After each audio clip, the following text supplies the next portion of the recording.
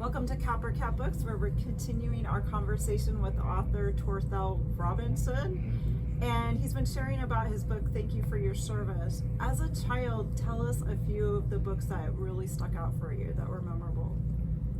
So one that really stuck out to me, I was a big fan of the Bernstein Bears. I loved them. I loved, like, I'm probably gonna date myself here, but they would come out every so often when I was in school. They would have like these little flyers or these pamphlets of like books that are coming out or whatever. And I would always migrate to the Bernstein Bears or Cat in the Hat or James and the Giant Peach, and just different stories like that. So those were amazing to me growing up, Right. and then comic books, of course. So Tell us a little bit about your writing space and carving out time to write. so it's a little different now that I have a little one running around, but when I'm writing a story, let's say a novel, that's to me the safest space on the planet, because I create this world, I create these characters, and I'm not premeditated on like what they're gonna say or what they're gonna do.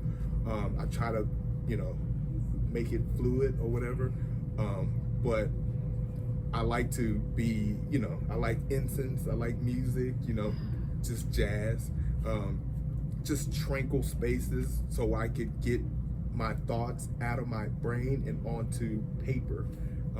But once I get a nice little outline and I understand the characters' voices, we're gone, That's great. Yeah. So you mentioned you have other books. Give us a little bit of titles or background on these other books, because they're for a little bit different audience. Yes, too. absolutely. So my first novel is titled Father Time, and Father Time is based on it's about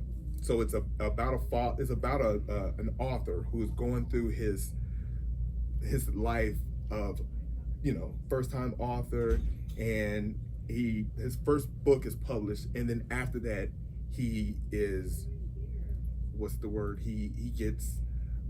writer's block, and so he's trying to draw inspiration, and then all of a sudden his girlfriend announces that she's pregnant, and then his father, that is estranged out of his life, pops up out of nowhere to lay news on him that he is going through a terminal illness. And so that throws him back into his childhood upbringing. And so the inspiration for him to write a book comes from the lack of his father growing up. So it starts off as a drama, and it has comedic elements to it. If you've ever heard of the story, This Is Where I Leave You, it's kind of like that family drama, but it's comedic or whatever. So there's some tough moments in it, but there's also some humor to kind of balance it off. But that's Father Time. And my second book, which is a book series, it's titled Men Will Be Boys, and that's a dark comedy, and it's based on these three frenemies who are living out here in Las Vegas, who are looking for love in all the wrong places, and they're on their, they're looking for financial freedom by any means necessary. So they're looking for their version of the American dream. So it's all over the place. Oh, wow. And the first part is titled First Get the Money, and then the second part, which will be coming out sometime next year, it's Then You Get the Woman, and then the third part is it's first get the power. Yep. No, I'm sorry. It's right. First get the money, then you get the power, then you get the woman. So it's kind of structured that way. So they're trying to go get their own money, right. And then once they get the money, they want the social clout, and then that's when they want to find love. But again, they're violating business ethics. I've gotten really solid feedback, and from what I've heard, it's very hilarious.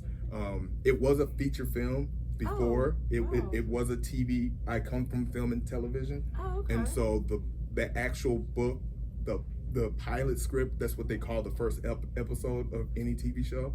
I entered that in a lot of script competitions, and it placed as a semi-finalist in the Nashville Film Festival, and it placed in the Austin Film Festival. Oh, nice. And yeah, I just converted it into a book so I can flesh out these characters and these worlds, so that, you know, push comes to shove, I don't have to run Yeah. and try to figure out what these characters, the characters' voices or the story. Right.